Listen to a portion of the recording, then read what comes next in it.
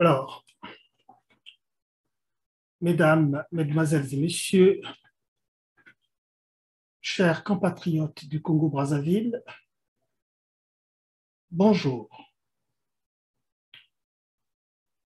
Beaucoup savent depuis pas mal d'années maintenant que notre pays ne va pas bien. Il ne va pas bien à cause d'une certaine conception que nous avons fait du pouvoir, ou pour parler plus précisément, que certaines personnes, certaines individualités, certaines personnes, certains groupes de personnes qui sont arrivés au sommet de l'État et donc qui ont tout le pouvoir total de diriger le pays, d'avoir entre leurs mains tous les leviers du pouvoir, qu'ils soient politiques, qu'ils soient économiques et qu'ils soient d'ailleurs culturels aussi, parce que parmi ces gens-là, il y a des personnes que l'on considère comme étant une élite intellectuelle, qui ont fait des grandes études, qui ont de grandes expériences dans la manipulation, n'est-ce pas, des objets intellectuels, et sur lesquels on aurait pensé que, à côté des hommes politiques, ils apporteraient tout leur savoir dans des conditions, évidemment, qui puissent placer l'être humain au centre de toutes les préoccupations. Donc, depuis pratiquement 1990, disons le début des années 90, nous vivons une période très difficile. Parce que c'est à ce moment-là, évidemment, que nous avons pensé que dans l'histoire de notre pays, il était de bon aloi que nous changions la façon de faire la politique. Et cela est allé ensemble avec, disons-le, un certain nombre de circonstances au niveau international. On n'arrêtera pas de parler de 89 avec la fin du monde bipolaire, c'est-à-dire la chute du mur de Berlin, qui a réduit, n'est-ce pas, à néant l'opposition Est-Ouest. C'est un moment très important. En langage beaucoup plus pédant, on dirait c'est un grand marqueur de temporalité. Un grand marqueur de temporalité que nous avons vécu au Congo, pas seulement au Congo, mais un peu partout. Il y a eu aussi la conférence La Baule. La conférence La Baule, tenue par M. François Mitterrand. La France envoie, c'est très bien, l'influence déterminante qu'a la France par rapport à certains pays africains, disons-le aussi, les anciens pays qui étaient sous la domination française en tant qu'empire colonial. Après, n'est-ce pas, vous savez, la conférence de Berlin de 1884 et 1885, tout ça, ça a donné, n'est-ce pas, à l'Afrique une nouvelle orientation pensée, calibrée, orientée par d'autres. Il est vrai, ce sont des faits historiques pour lesquels, de toutes les façons, nous ne devons pas oublier. Qu'à cela ne tienne. Revenons un peu à ce qui nous accable aujourd'hui. Donc, je disais que depuis les années 80, nous sommes témoins de ça. Il faut que toutes ces choses-là soient dites. Il faut que nous sachions toutes ces choses. Et depuis cette période-là, de la transition démocratique que nous avons expérimentée au Congo. D'ailleurs, qu'on a bien fait. De toute façon, quand on regarde un peu la plupart des pays en Afrique qui ont vécu la même chose, le Congo est parmi ces pays-là, finalement, qui avaient beaucoup d'espoir quant à cette nouvelle façon de faire la politique, qui était marquée par la démocratie, finalement, qu'on essaie de réduire un peu, pensait-on, du moins, qu'on devait réduire la portée des clivages politiques. Le clivage politique en lui-même ne pose pas problème parce que dans toutes les structures politiques, dans tous les pays, il y a toujours ce clivage. On n'a pas la même orientation, il n'y a pas de raison qu'on ait la même orientation ou plutôt la même vue des choses quand on parle de politique. C'est bien pourquoi il y a des partis qui valorisent, n'est-ce pas, telle idéologie politique ou telle autre idéologie politique. Et généralement, ces idéologies politiques sont articulées aussi à une certaine vision de l'économie. C'est pourquoi on trouvera, par exemple, en France, il y a une gauche, il y a une droite. Il y a une gauche qui se propose de faire une politique de gauche, c'est-à-dire une social-démocratie, où évidemment, à côté de la sphère économique, c'est-à-dire ce secteur de la vie de nos pays qui produit la richesse, qui fait l'économie, qui produit donc la richesse, eh bien, dans une idéologie d'orientation social-démocratique, disons-le aussi de gauche, socialiste, progressiste, eh bien, on essaie de partager, n'est-ce pas, la richesse de la nation entre tous les citoyens d'une manière ou d'une autre, et notamment par l'impôt, par exemple, hein, l'imposition, la fiscalité, ce qu'on appelle l'impôt négatif, c'est-à-dire que certains groupes de personnes qui ont beaucoup plus de moyens, parce qu'ils sont des entrepreneurs, ils engrangent une masse impressionnante d'argent, ce qu'on appelle par ailleurs l'accumulation de capital, et puis c'est très bien pour la nation, le produit intérieur brut, c'est-à-dire que l'ensemble des richesses qui sont produites par l'ensemble des entreprises qui appartiennent à un pays. Et c'est ça qui fait la dynamique de l'économie. Et donc, les personnes qui entreprennent, qui font de l'argent, il faut les encourager et à la limite aussi leur procurer un certain nombre de facilités pour qu'ils puissent s'épanouir, n'est-ce pas, dans leur économie. Mais en s'épanouissant dans leur économie, il faut qu'ils sachent également qu'ils doivent payer leurs impôts en fonction évidemment des barèmes qui vont avec les circonstances historiques, des contextes, ainsi de suite. Et c'est comme ça qu'une économie marche. Et donc l'impôt négatif, c'est cette idée qu'il y a, mais à partir du moment où tout le monde malheureusement ne peut pas entreprendre et engranger de l'argent, la plus grosse masse de personnes malheureusement devient salariée, ainsi de suite. Donc on prend l'argent quand même, c'est une image de la poche des riches et on essaie de mettre dans la poche des pauvres. Dans les grands pays que nous connaissons aujourd'hui, les grandes puissances économiques, vous savez très bien qu'après la Deuxième Guerre mondiale, ils ont mis en place ce qu'on appelle les États-providence. Les États-providence. Certains pays n'aiment pas le mot providence parce que ce n'est pas quelque chose qui va tomber, l'argent ne va pas tomber du ciel, parce que la providence reste les bras croisés et puis ça va tomber sur la richesse va tomber dessus. Donc, ils ont préféré parler d'État social. Voilà à peu près l'idée de l'idéologie progressiste. Il y a la notion de progrès social qui est là et qu'on essaie d'avancer. Mais de l'autre côté, il y a des pays qui ont une forte polarisation de droite. C'est-à-dire la droite, c'est un peu le libéralisme. Hein. Les économistes ont bien théorisé cela, notamment avec Adam Smith, qui en 1700 et quelques avait écrit La richesse des nations. Comment se construit la richesse des nations.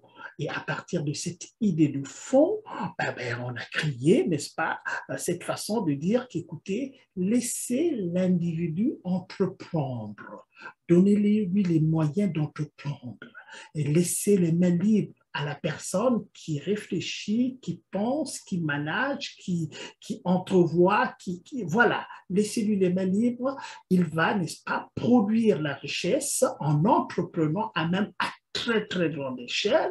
C'est pourquoi on voit les grandes entreprises aujourd'hui comme les Bouygues, on voit dans l'informatique les Bill Gates, IBM, c'est des grandes entreprises qui appartiennent quand même à une personne ou à des familles en tant que telles, et qui produisent, qui utilisent, qui embauchent beaucoup de gens et qui mettent finalement au devant ce qu'on appelle l'utilitaro-hédonisme. Là, c'est des expressions qu'on utilise, mais qui ne sont pas compliquées, qu'on peut comprendre facilement.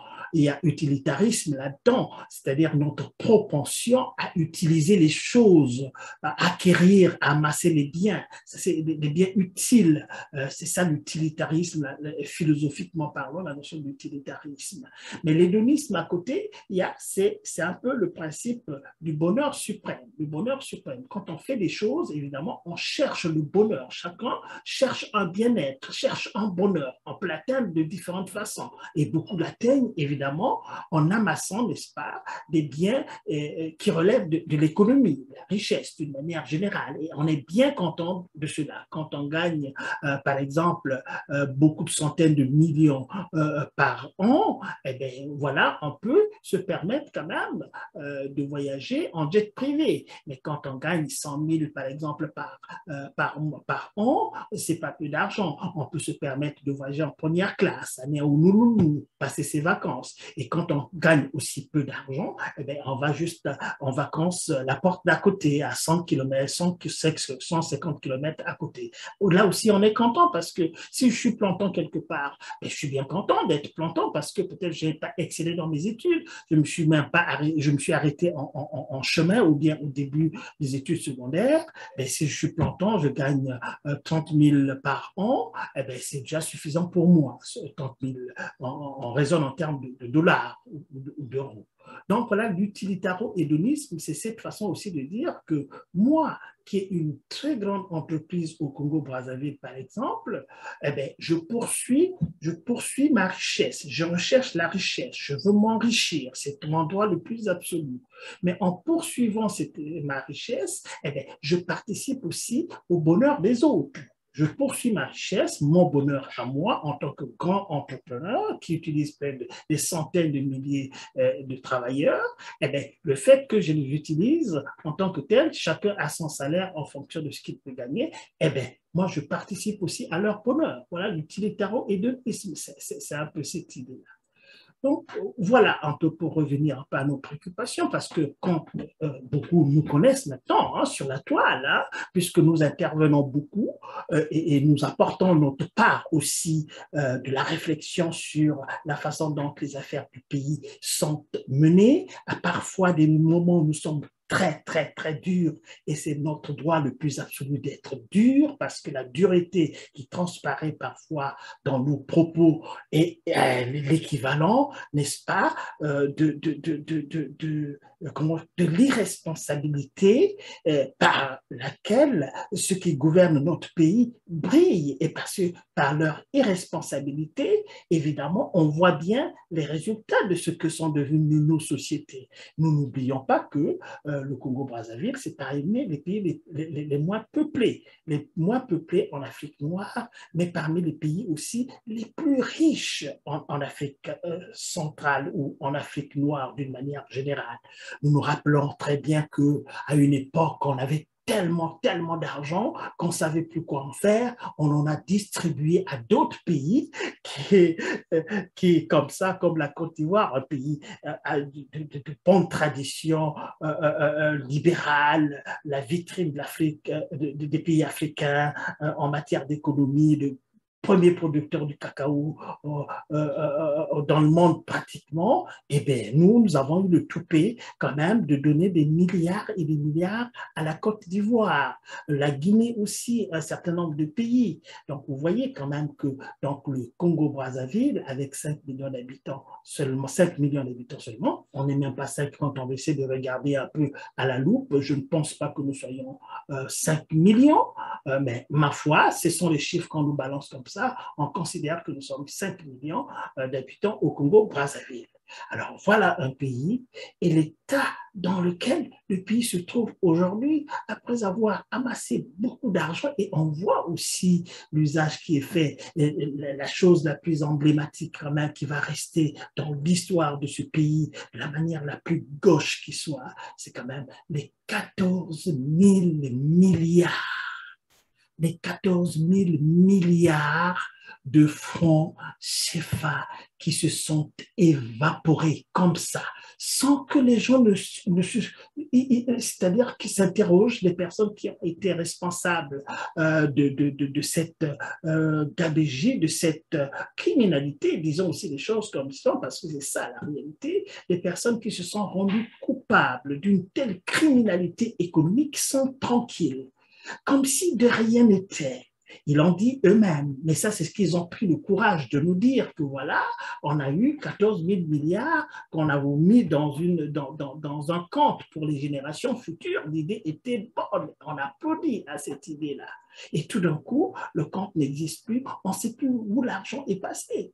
Et en dehors de cela, quand même aussi, la criminalité habituelle. Aujourd'hui, vous savez très bien qu'au Congo-Brazzaville, eh bien, ceux qui sont à des postes de responsabilité, qui gèrent des budgets énormes, mais ils siphonnent les fonds publics, ils prennent des fonds publics. C'est-à-dire que personne ne dit rien. Personne ne dit rien. On a eu des jeunes gens arrivés en France avec des caisses d'argent comme ça là et se pavaner dans des supermarchés, dans des grands magasins de Paris et ouvrir les sacs et montrer d'ailleurs aux gens, attendez, mais ça, franchement, on ne sait pas, les mots nous manquent pour qualifier un peu ces dérives, les dérives qui sont quand même des dérives exponentielles, c'est-à-dire que ça va au-delà de l'entendement.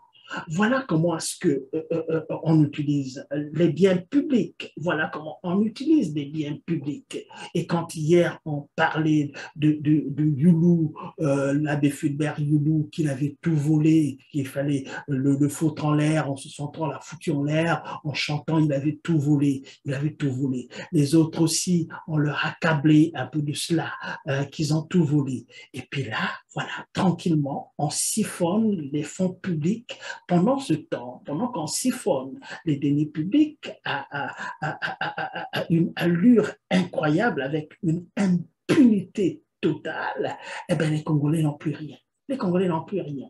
Les Congolais vivent dans une misère indescriptible. Les salariés n'ont pas leur paye. Les retraités qui meurent sans avoir jamais touché leur pension, parce qu'on meurt également de stress, on meurt parce qu'il y a des AVC. Mais les AVC, mes chers amis, les AVC, on peut les éviter. Les AVC, la tension artérielle, c'est ce qu'on appelle les tueurs silencieux. C'est des tueurs silencieux, c'est-à-dire pendant qu'ils vous rongent à l'intérieur de vous-même, vous n'êtes pas au courant. Vous n'êtes pas au courant de ce qui se passe à l'intérieur du corps. Mais ce qui ronge l'intérieur du corps, c'est encore, ça s'explique par des mécanismes assez complexes, mais qu'il faut que nous prenions, n'est-ce pas, le temps de vous l'expliquer.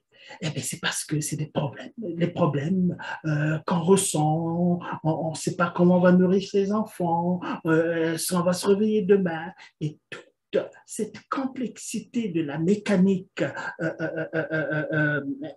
comment je peux dire, psychologique a un effet, n'est-ce pas, sur notre être physique. Vous voyez la grande articulation entre ce qui est psychique et ce qui est corporel. Voilà, les problèmes psychiques commandent le corps et puis peuvent tuer le corps également. Donc, vous voyez que nous sommes face à cette situation au Congo-Brazzaville et que malheureusement, ça se continue comme si de rien n'était. Comme si de rien n'était. On oublie que, écoutez, on fait des enfants, nos enfants font des enfants et ainsi de suite, et que nous avons une société quand même de demain, les générations futures qui ne connaissent absolument rien de ce que nous sommes en train de faire aujourd'hui, mais qui eux seront les personnes qui vont répondre de notre responsabilité aujourd'hui. Donc, c'est pourquoi nous prenons la parole. Nous prenons la parole pour vous parler, pour vous dire ceci, le sens même de la vie, le sens même de l'existence. À un certain moment, dans les autres grands pays, les gens ont pris conscience. Ils ont pris conscience et ils ont bâti une conscience collective. Une conscience collective qui leur permet de s'interroger, mais attendez les gars, mais où va-t-on? Où va-t-on? Où va-t-on? Et puis, à partir du moment quand la conscience collective est suffisamment établie, alors là, on passe à une morale collective. La morale collective, c'est de dire qu'écoutez, ben voilà comment on va se comporter. Quel est le comportement qu'on va adopter? Un comportement collectif qui va travailler, n'est-ce pas, au salut, n'est-ce pas, le salut de notre pays, surtout pour demain, pour ces générations futures que nous sommes en train de punir à un moment à un niveau incroyable, parce qu'une fois de plus, ils sont responsables derrière ce qui se passe aujourd'hui. Notre pays est hyper endetté.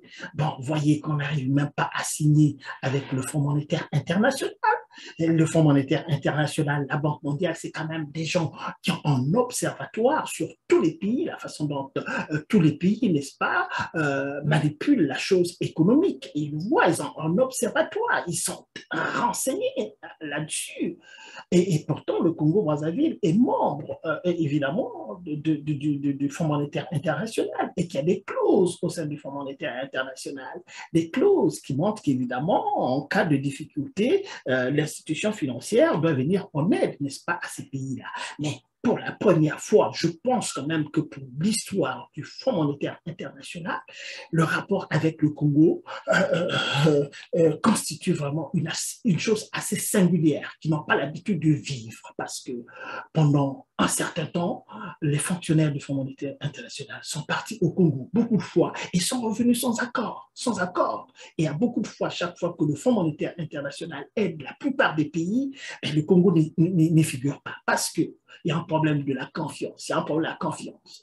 Et ils sont arrivés quand même aussi à avoir un deal avec 48 mesures qu'ils ont acceptées de commun accord avec les autorités congolaises, mais qu'on leur a débloqué une première partie de la totalité de la somme qui leur était accordée. Mais qu'est-ce qui s'est passé? Le Congo est incapable de remplir les 48 mesures qui sont, n'est-ce pas, décidées de communes mesures. Alors là, c'est vraiment impensable. En plus, ils avaient à la tête quand même du gouvernement, M. Clément Mwamba, qui est un expert de la finance pour avoir travaillé en tant que banquier avec une expertise incroyable. Et on aurait pensé qu'avec un expert à la tête d'un gouvernement, eh bien, l'affaire serait réglée. Maintenant, il y a M. Colini Makosso bon, qui est là. Comment va-t-il se dépatouiller avec ça? Va-t-il atteindre des résultats? Mais, de toutes les façons, à regarder les choses, ils vont patiner, puisque là, il y a encore un rapport du Fonds monétaire international qui vient de sortir. Le Congo, on lui renvoie à ses copies là-dessus. Donc, à un certain moment, quand même, même ceux qui sont dans le système, ceux qui sont dans le pouvoir, à un certain moment, ils doivent se dire que non, écoutez, sincèrement, là, nous sommes allés trop loin. Nous sommes allés trop loin. On ne peut pas continuer comme ça. Bon, là, maintenant, l'autre affaire aussi, c'est une dimension beaucoup plus politique aussi. Le Congo est resté pendant très longtemps dans des rapports conflictuels. Ces rapports conflictuels, c'est une élite au pouvoir, évidemment, qui est complètement enfermée dans une vue unilatérale de la politique qui est, disons-le clairement, le pouvoir pour le pouvoir. C'est-à-dire que non seulement on a entraîné le pays dans des guerres civiles incroyables, tout simplement à cause de cette affaire, de cette chose-là, le pouvoir. Vous voyez, Pascal Lissouba a été élu par tout le peuple congolais. Il s'est installé au pouvoir. Et puis on lui met encore sur la tête, comme on a fait dans les années 60 avec Poabo Matokute et Maswemi, qu'il était, voilà, c'est le tribaliste par excellence, que voilà, il avait tué Matokute et tout ça, on lui a mis ça sur la tête alors qu'ils étaient très, très nombreux. Il a dit lui-même aussi, Ndalagraï est encore vivant. Ndalagraï est encore vivant. Numanzalaï est décédé, mais les Ndalagraï sont vivants. Pourquoi est-ce que les Ndalagraï ne prennent pas le courage de dire ce qui s'est passé durant cette période où 3 grands fonctionnaires de l'État ont été massacrés à la tronçonneuse comme ça? C'est pas des choses, c'est des choses effroyables. Mais il faut qu'on nous dise cette vérité-là, qu'on arrête finalement avec cette supercherie au Congo, ce mensonge originel qui n'a pas, qui a encore des beaux jours devant eux quand on voit la façon dont ils fonctionnent. Il faut qu'on nous dise la vérité. Pascal Lissouba a été élu démocratiquement et dès la première année de sa législature, en 92, en 93, on a commencé à lui faire la guerre.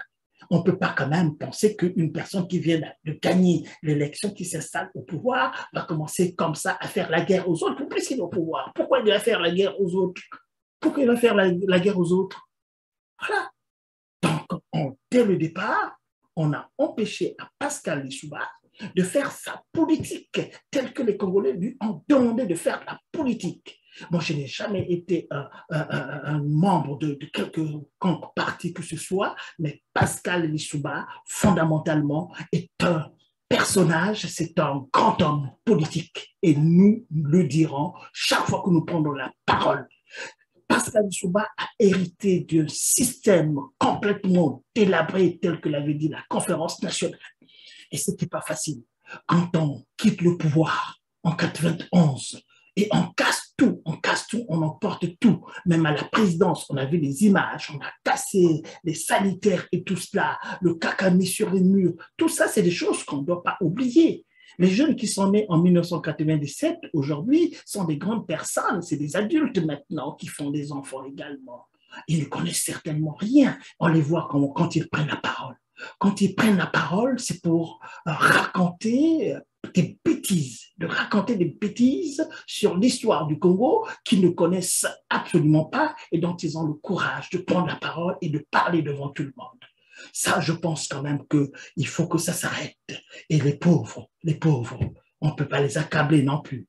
Va-t-on les accabler? On ne va pas les accabler, puisqu'il y a une élite politique qui a brisé comme ça toute l'éducation au Congo-Brazzaville, de sorte que même certains jeunes qui prennent dans leur système de gouvernance ne savent pas écrire, ne savent pas parler le français, n'arrêtent pas de commettre des fautes à ne pas en finir. Regardez quand ils vont en campagne en tant que tel.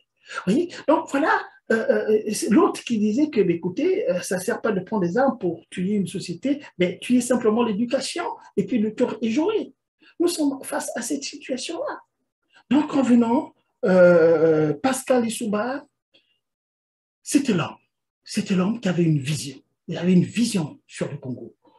Tout le temps qu'il a passé, non seulement il était confronté, n'est-ce pas, à une rébellion féroce en face de lui, des gens qui avaient détruit le pays et avec qui d'ailleurs la conférence nationale avait laissé quand même la vie libre. Il faut le dire, Denis Sassou Nguesso, la conférence nationale avait épargné, parce qu'on ne peut pas arriver à des conclusions comme celles qu'on a vues à la conférence nationale et laisser comme ça quelqu'un qui était responsable, libre, se pavaner partout tranquillement remonter sur ses chevaux pour détruire le pays et il a détruit savamment. Et quand il a trouvé que non, Pascal Lissouba au Congo-Brazzaville prenait ses espaces, jalonnait son système, eh bien, il a fui, il est venu en France. Il est venu nous rejoindre ici en France. On l'a vu évoluer en France. On a vu préparer son coup d'État en France. Vous voyez, on a discuté avec les gens qui étaient avec lui ici en France. On a suivi la presse ici en France pour voir que Denis Sassou Nguesso, il y avait Magenta. Il y avait une effervescence à Magenta. Les jeunes qu'ils ont recrutés par-ci, par-là pour préparer ce coup d'État. Et puis l'avenue Rapp, là où il habitait lui-même, le quartier UP, c'est là où il recevait, n'est-ce pas, les grandes personnes. Évidemment, Chirac était là, son ami de tout le temps, et pour, n'est-ce pas, tout tout brasser pour revenir et puis tuer la démocratie au Congo-Brazzaville. Ça, c'est des responsabilités qu'il ne faut pas oublier. Ça, c'est des responsabilités qu'il faut rappeler pour l'histoire du Congo, pour qu'on sache évidemment où est parti, n'est-ce pas, d'où est parti le malheur et qui en est responsable. Les responsables sont là. Ils écument les allées du pouvoir. Il faut qu'on le dise. Et nous le disons avec une telle force que, ben, écoutez, s'il faut mourir pour ça, nous sommes prêts à mourir pour ça. Parce que c'est ça le plus important. C'est ça qui est le plus important. Il ne faut pas qu'on continue à mentir les gens. Il ne faut pas qu'on continue à mentir les gens parce qu'au haut niveau, quand on ment les gens, voilà les petits jeunes, les jeunes qui prennent la parole pour raconter des inepties, et désorienter complètement les gens. On ne rentre pas dans ces discussions, dans ces débats de bas étage, d'un côté comme de l'autre. Certains parlent, on peut les comprendre aussi, de diviser le pays. Il y a d'autres qui répliquent. On ne rentre pas dans ces petits débats de bas étage. On aimerait tant que vraiment les intellectuels se mettent en place, qui organisent des vrais symposiums, des vraies conférences avec des experts dans leur domaine pour essayer de nous dire un peu, expliquer aux Congolais ce qui nous arrive, au fond, qui nous tombe sur la tête comme d'un coup près. Vous voyez? Donc, il y a encore beaucoup à faire aussi sur le débat social, le débat sociopolitique en tant que tel. Et j'appellerai les uns et les autres. Et même les intellectuels qui sont au pays aussi, ils sont trop à tonnes. Ils sont dans les universités, et ils sont tranquilles, ils se prélassent tranquillement, et sans oublier que le pays est en train de se brûler, de se consumer. Et ils sont tranquilles, ils seront rendus aussi responsables à ce niveau-là. Alors ça, c'est des choses qu'il faut quand même que nous disions. Et nous sommes très contents de le dire parce que ça reste, n'est-ce pas, dans les archives. Ça restera dans nos productions sur les médias sociaux sont une matière première pour comprendre, évidemment, ce pays. Et quand arrivera cette génération de jeunes lucides et qui vont reprendre ça et replaceront les choses dans leur contexte. Et nous ne nous fatiguerons pas pour le dire et pour le faire. Donc, Pascal Lissouba, qui avait une perspective qui ferait bien du Congo, la petite Suisse, en tant que concept, c'était accessible. C'était accessible parce que regardez tout l'argent du pays qu'il siphonne et c'est tout cet argent-là était réinvesti dans le pays, On voit très bien dans certains pays du Proche et du Moyen-Orient qui, il y a 30, 40 ans en arrière, n'étaient pas comparables à nos pays en tant que tels. Quand vous allez à Dubaï, ils vont tous les jours à Dubaï, ils voient bien comment est-ce que Dubaï s'est développé. Le Qatar, ce sont des exemples, des gens qui produisent de la richesse. Mais cette richesse, n'est-ce pas, le fruit de cette richesse-là, ils n'ont pas besoin d'aller mettre ça dans les banques, dans les paradis fiscaux, ou bien aller enrichir les pays des autres, parce que tout l'argent qu'ils sont allés planquer dans les banques ailleurs, en Chine, en Europe, en Amérique, partout comme ça, sans honte, et qui parfois, eux-mêmes, ils ont du mal à retirer leur argent, entre guillemets, parce que, ben voilà, hein, on vient acheter des appartements, partout, on construit comme s'il y avait des gens qui venaient construire au Congo également, et tranquillement dans des appartements où ils ne vivent même pas, mais ça, c'est vraiment... on a vraiment du mal. On a vraiment du mal et on peut se faire du mal, c'est-à-dire à penser un peu ce genre d'ineptie au fond. Vous voyez? Donc, c'est ça. La petite Suisse était à notre portée, parce qu'évidemment, le Congo pouvait devenir évidemment une petite Suisse dans le sens plein du terme, c'est-à-dire un pays prospère avec des infrastructures extraordinaires et puis aussi où le bien-être des Congolais est assuré et également parce qu'il nous arrive, quand on essaie de regarder les choses, est-ce que le Congo peut mettre en place un État social, c'est-à-dire où tous les Congolais, de tous âges, à un moment ou autre, quelles que soient leurs conditions, sentent que, ah oui, là, oui, j'ai bénéficié de quelque chose de mon pays qui est riche. Plusieurs procédés, par plusieurs procédures, ça peut être des politiques d'éducation populaire, ceci ou cela, des bourses. C'est par là, évidemment, où les gens, quand je vais à l'école et que je sens que je suis soutenu dans ma démarche pédagogique, d'instruction éducative, je suis soutenu par mon pays, c'est déjà une façon de bénéficier, n'est-ce pas, de mon pays. Vous voyez, quand on atteint un certain âge, parfois, dans toute sa vie, on n'a jamais touché un seul bulletin de salaire, on n'a jamais travaillé. Qu'à un certain âge, qu'on se dise que non, mais écoutez, là, mettons en place un minimum vieillesse. Quand vous atteignez 55 ans, à partir de ce moment-là, l'État vous fait une provision d'argent comme ça existe dans d'autres pays.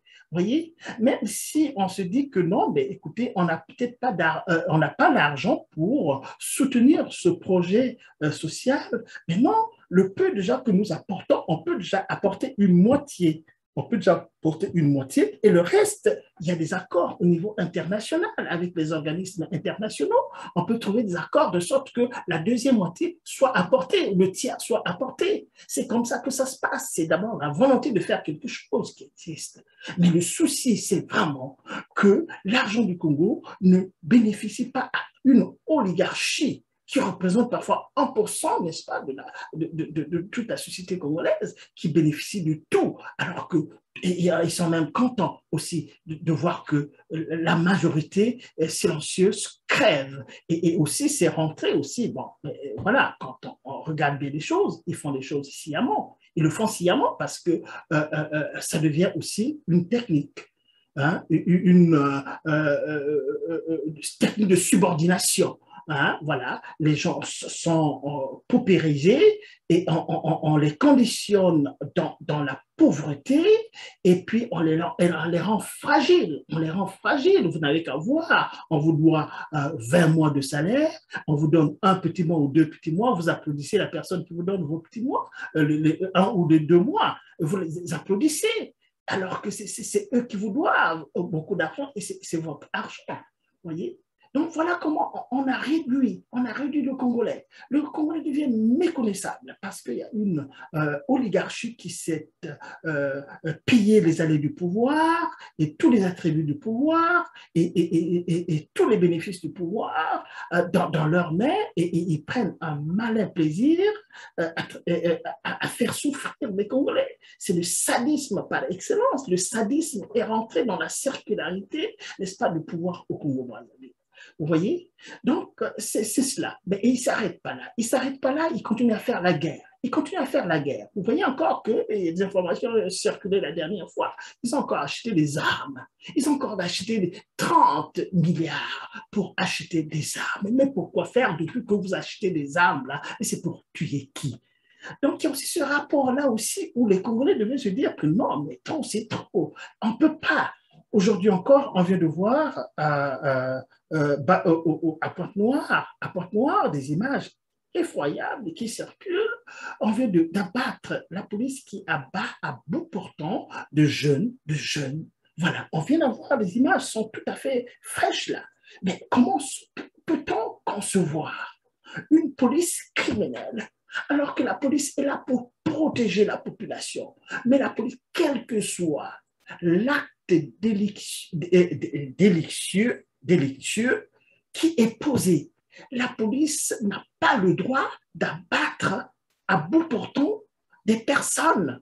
La police arrête la personne déviante qui a commis le délit et on l'emmène devant la justice, on le met en prison, on le met en garde à vue et on essaie de voir ce qu'il a fait. Et puis, la justice prend le relais pour punir le déviant et chercher à le ramener sur le droit chemin. Mais comment se fait-il qu'une police, tranquillement comme ça, on abat les gens, on peine, même le Far West, mais c'est pas comme ça.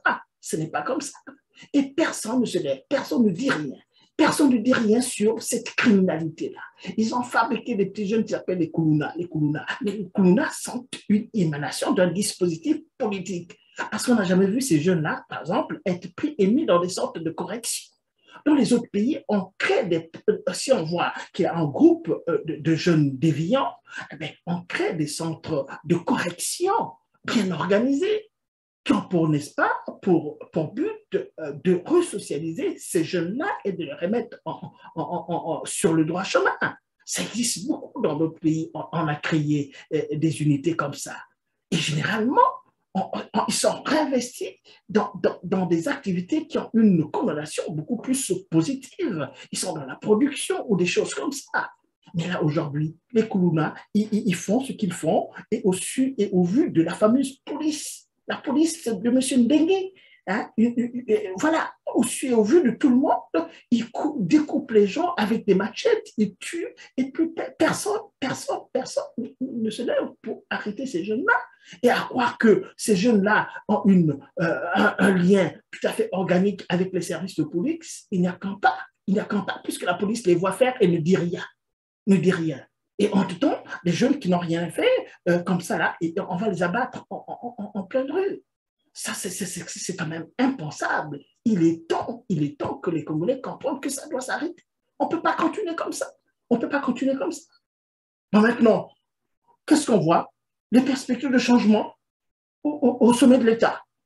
Le monsieur qui est là, il paraît qu'il veut mettre son fils. Il paraît, tout laisse à croire qu'il veut mettre son fils. Et là encore, sincèrement, le fameux pleurer de Henri Lopez, qui avec eux aussi, de toute façon, voilà les intellectuels qu'on a pensé, qu'on a eu le bonheur et le plaisir de plébisciter Henri Lopez, et qui est comme ça, qui s'est couché aussi tranquillement dans une démarche, dans une vision politique qui est cruelle, une vision politique qui est cruelle, qui est criminelle.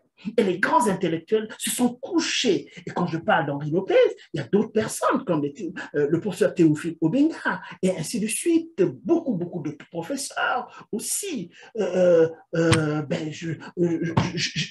professeurs que j'ai eu à Marien Ngouabi, monsieur Henri Ossébi, par exemple, qui est un aîné avec qui j'avais beaucoup de respect, avec qui on a beaucoup discuté aussi à l'époque aussi, que ce soit à Paris, mais quand même, et il a l'UNESCO aujourd'hui, et parfois on se demande, attendez, les grands cerveaux comme ça là, comment ils peuvent rester tranquilles et voir le pays s'effilocher, se détruire comme ça, et ils sont dans ce mouvement tranquille également, parce que évidemment, ils ont autour cet apparat, n'est-ce pas, des attributs du pouvoir qui vivent dans l'opulence, et on laisse faire des choses. Parfois, on se demande, vraiment, on se pose des questions, des tas de questions sur l'attitude, n'est-ce pas, des intellectuels par rapport à la dérive, n'est-ce pas, dictatoriale et tyrannique qui continue son chemin au Congo. Et la perspective, n'est-ce pas, du fils de M. Denis Sassou Nguesso qu'il veut laisser au pouvoir. Sincèrement, est-ce que ce jeune garçon, on l'a dit aussi, on a pris la parole pour lui dire aussi à ce garçon-là que, écoutez, jeune garçon, vous avez tout ce que vous avez pour vivre. Laissez cette affaire du pouvoir, laissez la politique, parce que la politique, quand elle change, elle peut être très méchante. Elle peut être très méchante, et parfois, il ne vous reste plus que les yeux globuleux pour pleurer. Parce que ne pensez pas que vous êtes fort. Vous n'êtes pas fort.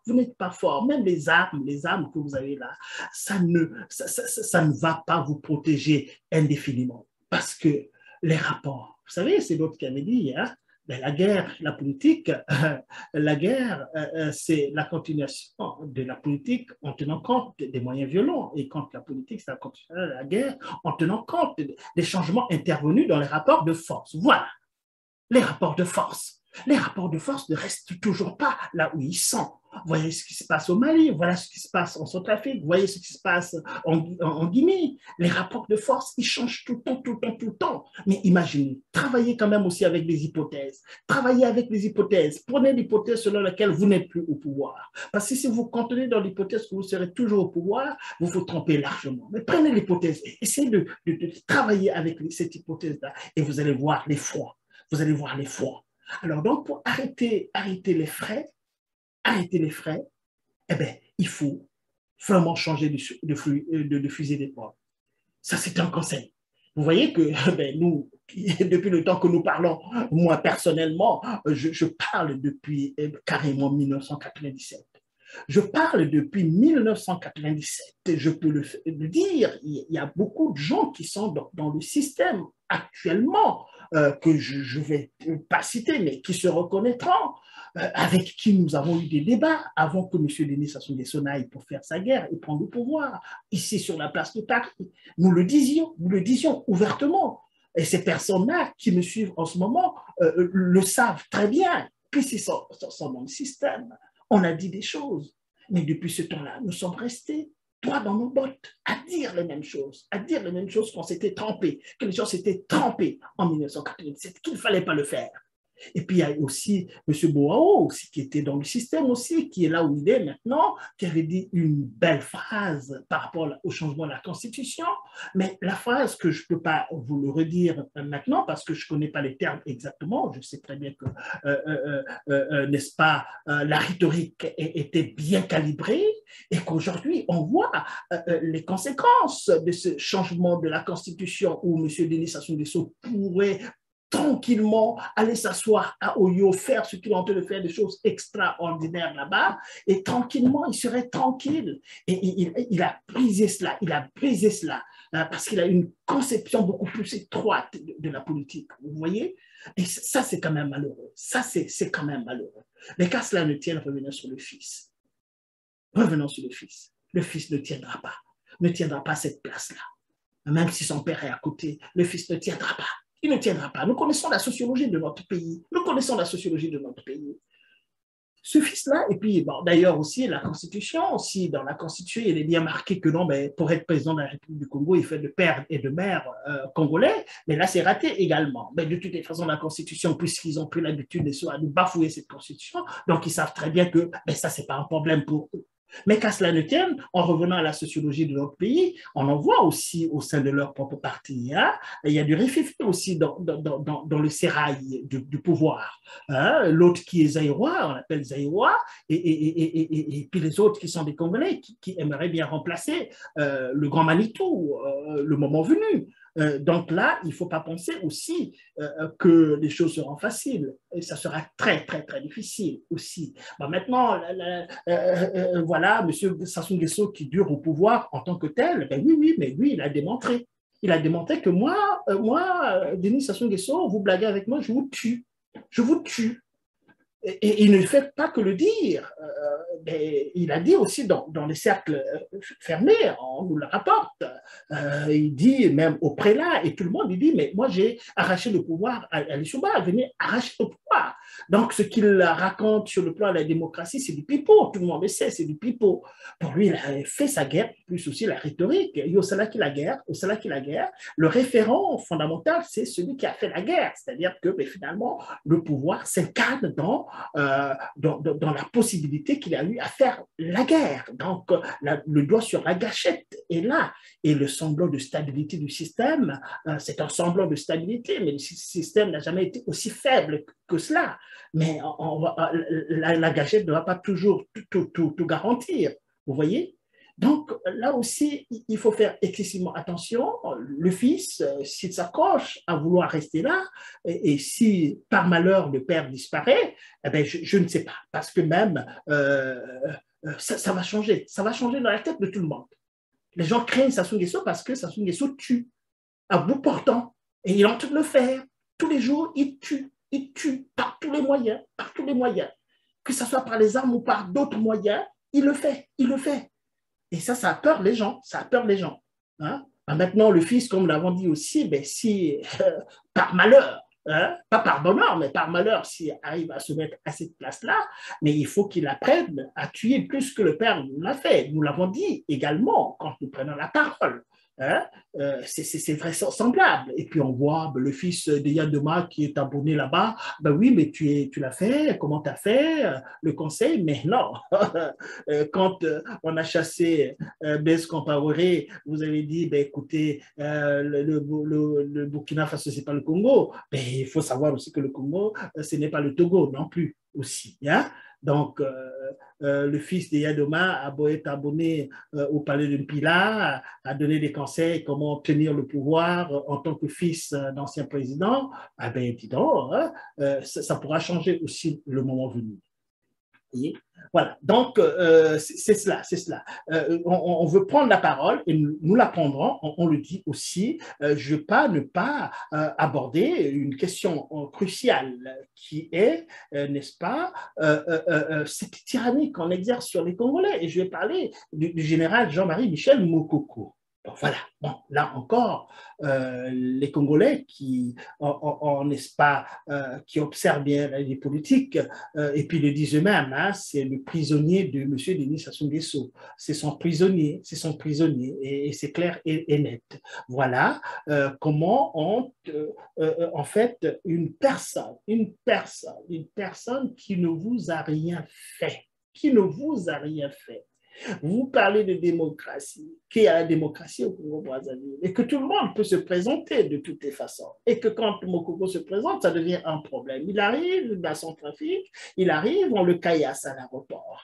Et puis, ben, ça, c'est parti sans discontinuer.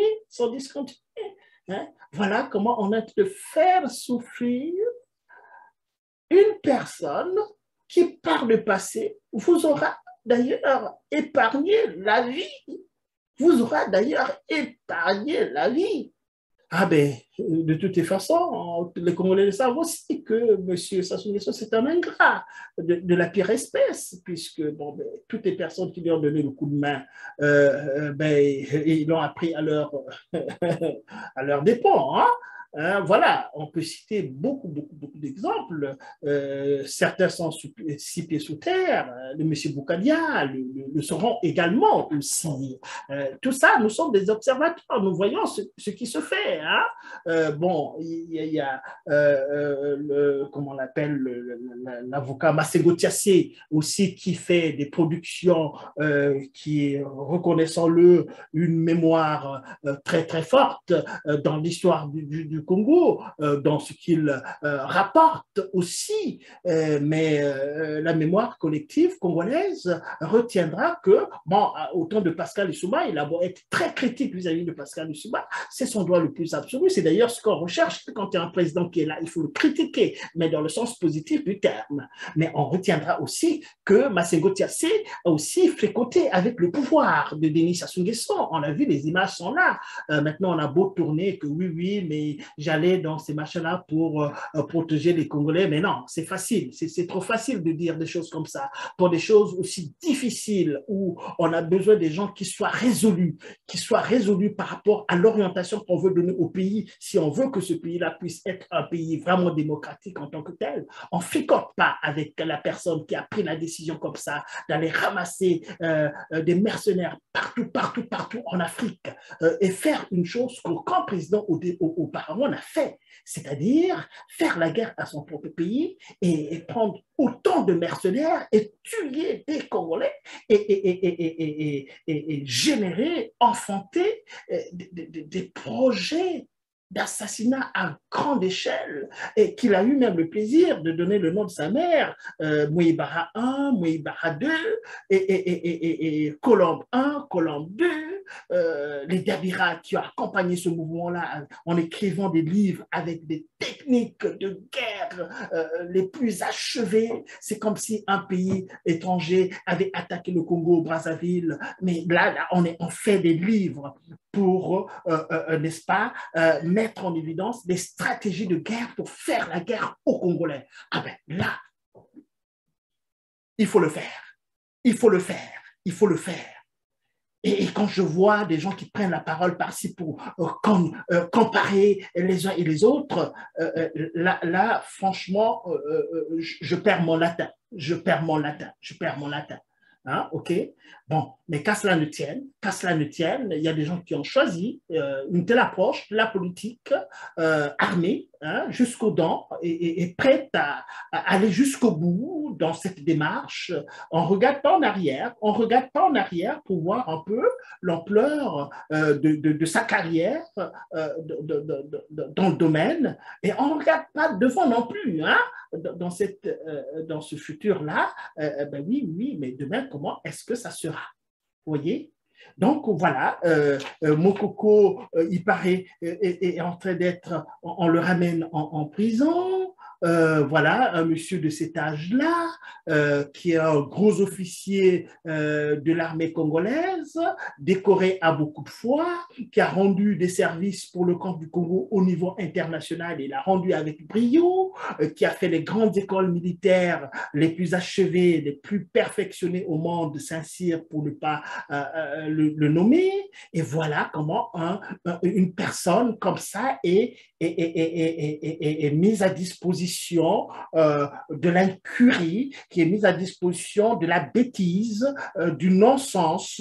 Voilà, on le manipule comme ça, et tout cela. Il a perdu sa mère, incapable d'aller enterrer sa mère, et les gens sont tranquilles. Les gens sont tranquilles. Et surtout les gens à quel niveau? Les gens au niveau de l'armée. Les gens au niveau de l'armée, qui est censée être un corps de discipline, un corps vraiment droit pour être une armée républicaine. Et personne ne bouge. Personne ne bouge. Voilà un de vos lieutenants qui est menacé, qui est manipulé, qui est réduit à néant. Et l'armée, personne ne bouge. Personne ne bouge. Personne ne bouge. Ça, c'est quand même curieux. En tout cas, les historiens auront du pain sur la planche là. Hein? Je ne sais pas comment ils écriront le moment venu l'histoire du Congo, mais là, franchement, on a atteint les sommets, alors, les sommets de l'impensable, de l'impensable. Mais qu'à cela ne tienne, l'histoire du Congo, c'est clair, hein? Ça ne va pas continuer comme ça. Hein? On va leur donner encore 1000 ans. Hein. S'ils veulent, on leur donne 1000 ans, mais à l'issue de ces 1000 ans, même 2000 ans, prenez encore 2000 ans. Mais les 2000 ans finiront par se terminer. Comme en 2002, on s'est donné une constitution, 7 ans multiplié par 2, c'était beaucoup, et tout de suite, on est au seuil des 14 ans, et on se met à trembler. On se met à trembler de toutes ses jambes, de tous ses membres, à se demander, et on change la constitution, comme ça, bêtement, on change la constitution sans s'interroger sur les conséquences que cela pourra apporter. OK? Allez, ben voilà, c'est une petite pensée, en fait, j'en avais pour 5 minutes seulement ou 10 minutes pour parler un peu de Mokoko. Ben, je suis allé là-bas, ben, écoute, nous le disons, chaque fois que vous avez la possibilité de prendre la parole sur les médias qui nous sont disponibles, heureusement que les médias sociaux sont venus, et ben voilà, que chacun essaie de faire cas. Hein, de ce que je viens de dire. Mais nous reviendrons encore sous d'autres cieux, dans d'autres circonstances, pour parler du Congo-Brazzaville. Merci de m'avoir écouté. Je ne sais pas combien de temps ça a pris, mais voilà, merci de m'avoir écouté. Au revoir.